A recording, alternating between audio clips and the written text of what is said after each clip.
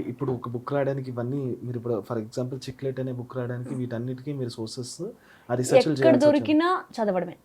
అంటే లైక్ ఎంత అది మీ పనికొచ్చింది. ఐడియాలజీ ఇక్కడి నుంచే కదా! అంటే లైక్ ఇప్పుడు క్యారెక్టర్ తీసుకున్నారు సంథింగ్ ఒక అమ్మాయి క్యారెక్టర్ తీసుకున్నారు. ఆ అమ్మాయి సిట్యుయేషన్స్, ఆ బిహేవియర్ ఎలా చేస్తది, దానివల్ల వచ్చే twist and turns that's the story కదా! స్టోరీ.